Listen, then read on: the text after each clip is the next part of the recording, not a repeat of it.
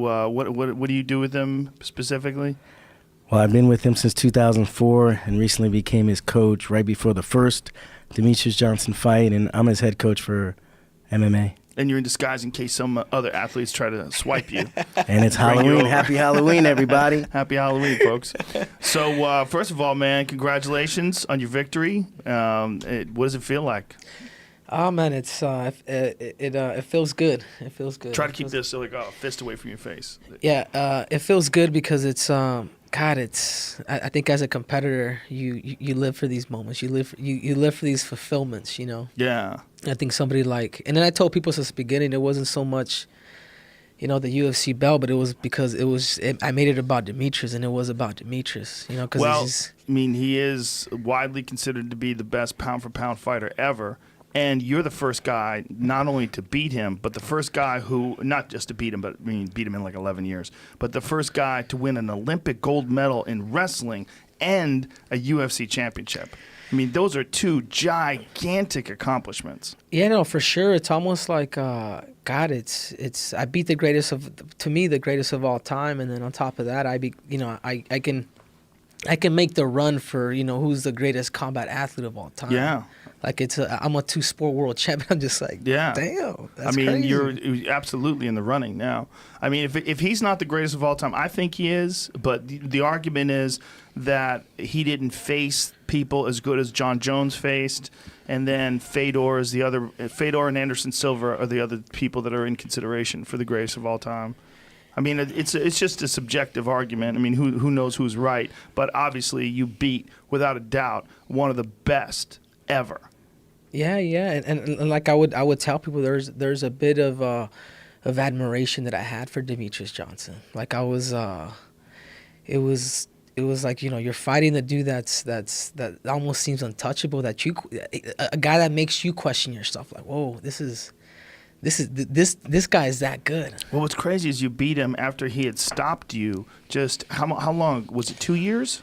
Close to about 2.5 years ago now. Yeah, it was like I think 2 years and like 4 months.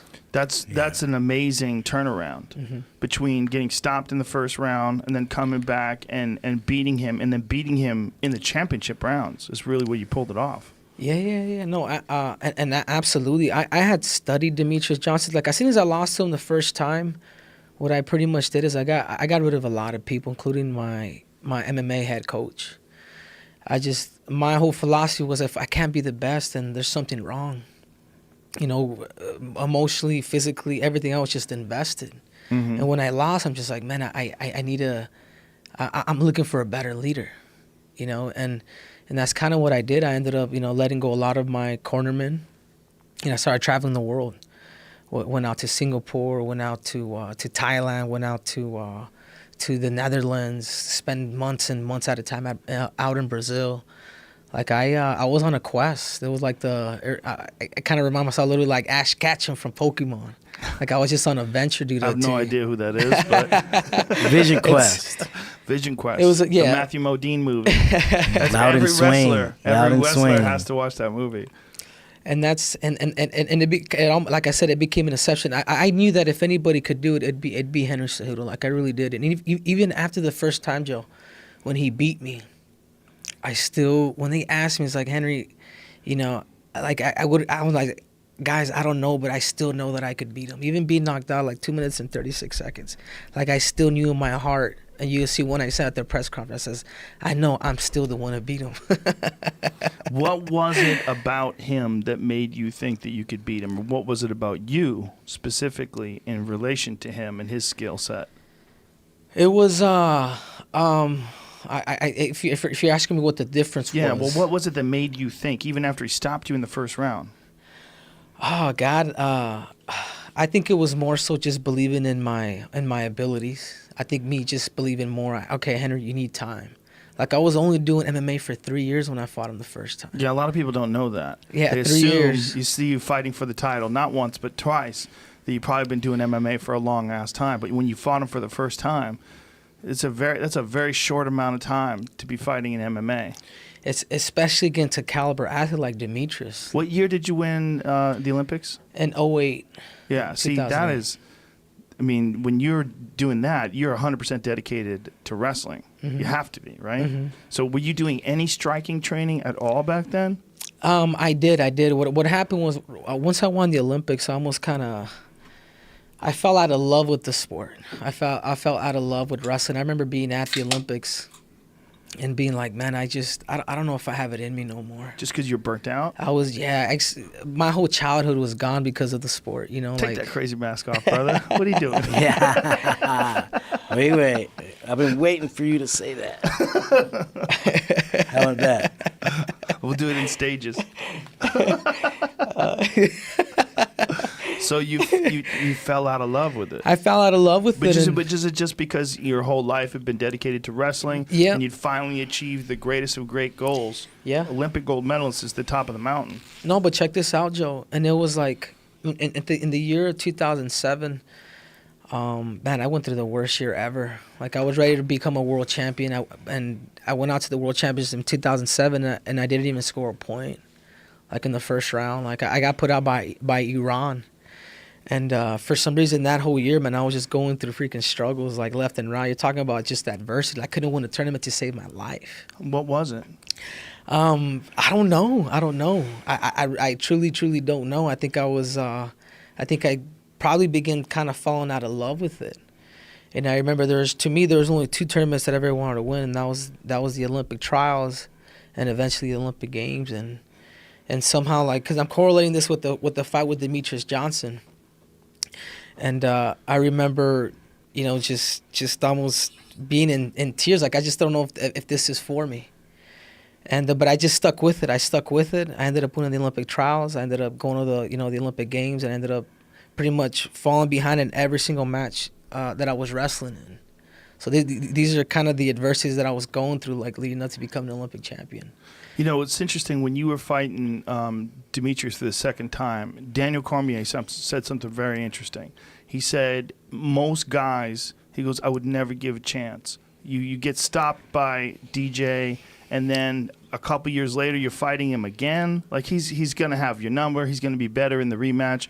And he goes, but Henry Cejudo is a different kind of athlete. And he talked about you competing and then coming back a year later and being. He goes, he was many times better.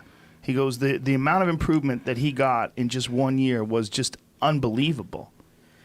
Yeah, and I think, you know, I guess you can owe that to genetics, and I think you can talk a lot about desire too, just having the genetics only get you so far. Yeah, I mean, but everybody it's also, at the Olympics has great genetics. For sure, but it almost becomes a mentality. It becomes a philosophy. It's like you almost start doing things almost like to not feel the pain of losing.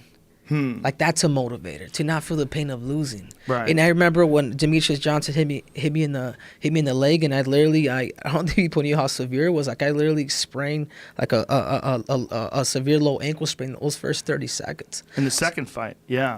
So I fought Demetrious Johnson like that, but it was to me, the motivator was like, man, I don't want to feel that pain of losing no more. Mm-hmm. I hate it, man. I hate feeling second place. I hate feeling kind of somebody's looking over me. Someone's almost like a manhood challenge, and I hate that. Was it a low leg kick that made your ankle go? Like, what was it? Yeah, it was. There's a nerve that you have behind like the bone. It's I think it's the perennial nerve, PER. Yeah, and I got hit there, so I put my foot to sleep. Just like when Michael Chandler, it happened to him in Bellator, same thing. Exactly. Where you're stepping on it and it's just not working. And the reason why everybody kind of got scared. I mean, because I was hurt, but I remember before the fight, I remember I saw my cornermen, like kind of before I fought Demetrious. I remember I saw them all. I saw them all nervous, and I remember grabbing my cornermen and putting them right in front of me. I remember telling them, I was like, "Hey guys, I've been here before.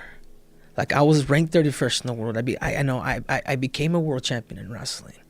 Like guys, I want you guys to have a little faith in me, dude. But I'm gonna ask you guys one thing, and I'm gonna ask you guys to be composed. I said the key to winning this fight is for me to be composed.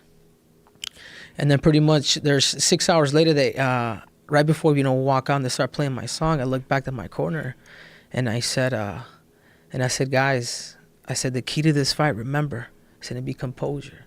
So when Demetrious Johnson kicked me, like I believed in my own philosophy. I went back to, all right, man, composure. Because I was hurt, Joe.